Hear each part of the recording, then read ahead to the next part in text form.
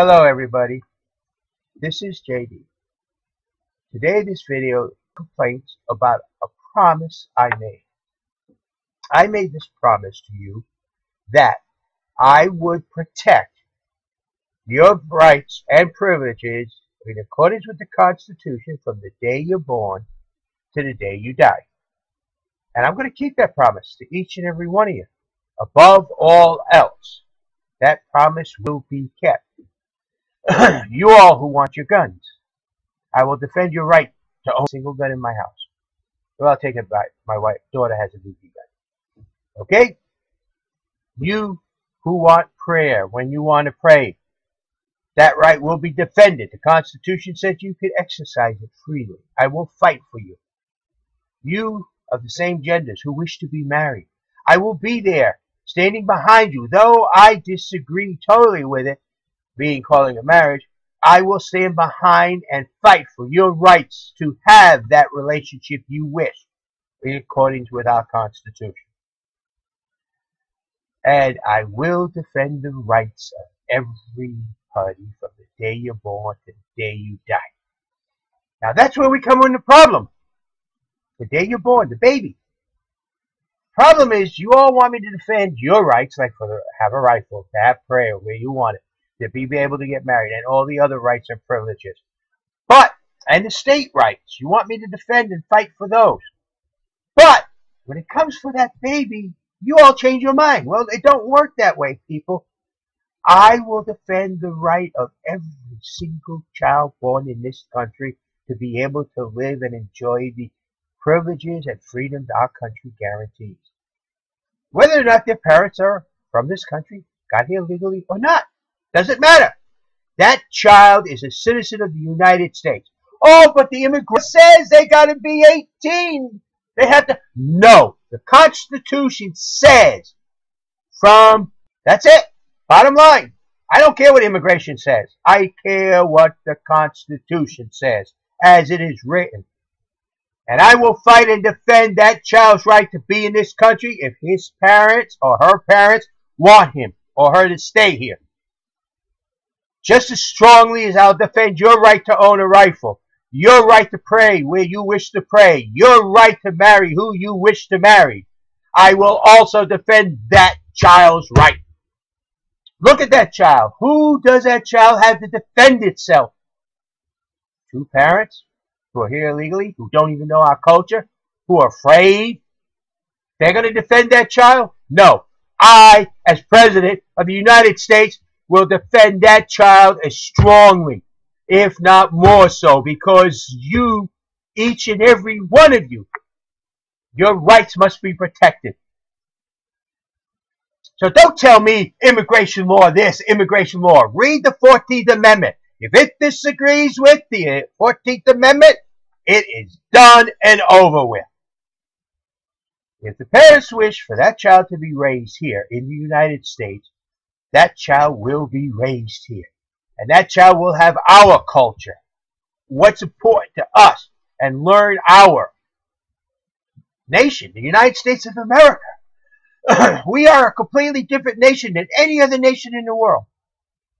Look at what could happen if you follow immigration's law. Let's say two parents got out of Iraq, illegally got into the United States, had a child. Oh, got to go back to that child's 18. Go back to Iraq. Some radical cleric gets that child. Brainwashes the child. Christians are the worst thing that walk on the earth. They are heathens. They are this. They are that. Child gets brainwashed to believe that. Deeply.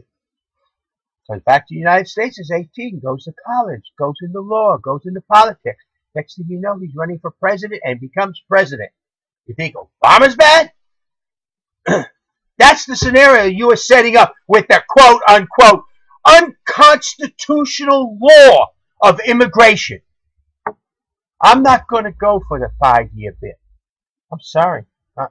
I'm going for, once that child is born, that child has the right to be surrounded by his or her family. But how far? One generation. Grandparents, uncles, aunts, brothers, sisters, one generation. No more. But that child deserves that, just like every other child. Now, you may not like it. I'm sorry. But there is a promise made by JD, and it means it will be kept. I have said time and time again, I will defend your rights and privileges by our Constitution from the day you're born to the day you die. And I will not exclude anyone out of that, because each and every one of you are important to me. So, you're going to have to accept it. The Constitution says, and the Constitution will and always shall be, as long as I'm president, the supreme law of the land, as it is written, not an interpretation by somebody else, as it is written.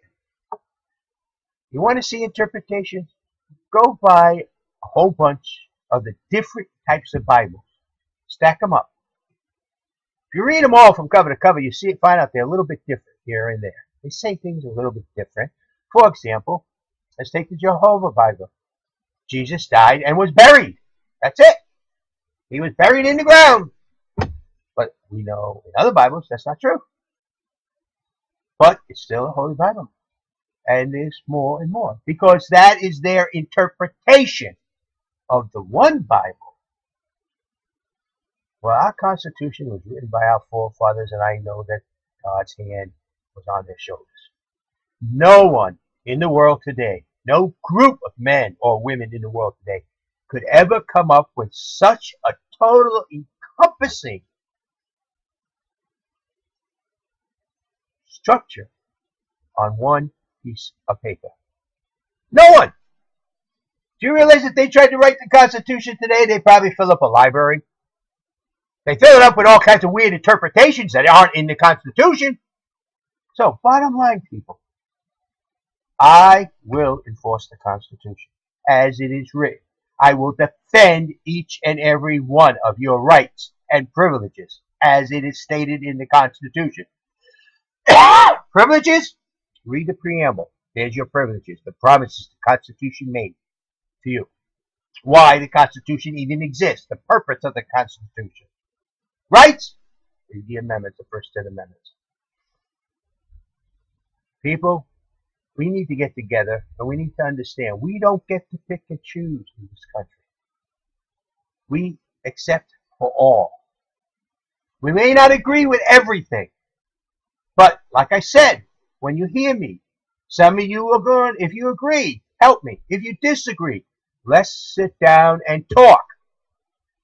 One of the greatest videos I watched on me was these two guys on this porch running one of my videos and talking about it.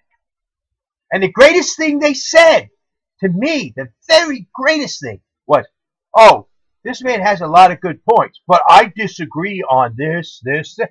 That made me feel good, very good. You know why? Those two men were not me. They better disagree on something. Just like you out there, you will disagree with me.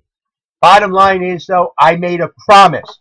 This promise will be kept.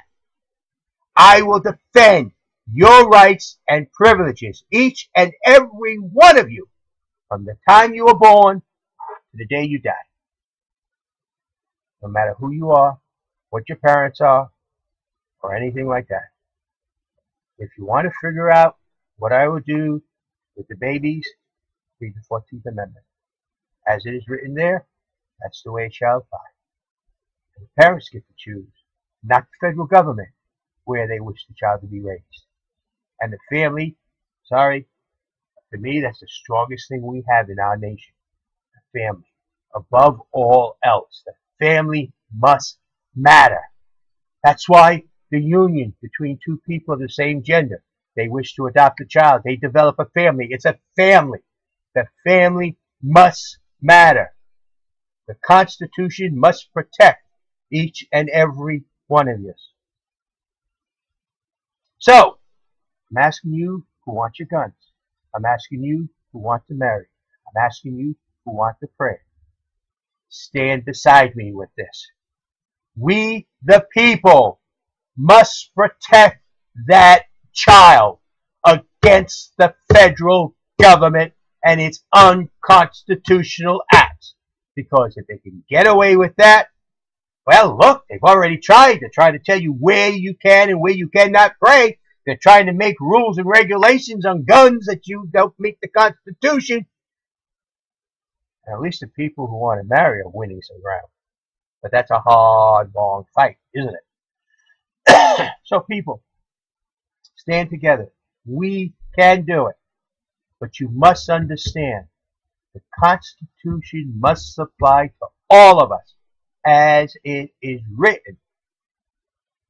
We'll fix the government, but we'll only do it together. This is JD, your presidential candidate for 2016. If you agree with me, help me. Disagree? Like I said, let's sit down and talk. But the truth is, I will defend your rights and privileges as guaranteed to you by the Constitution of the United States of America above all else, from the day you're born to the day you die. And I'm not allowed to interpret it. I have to do it as it is written. For that is what it's about. Thank you.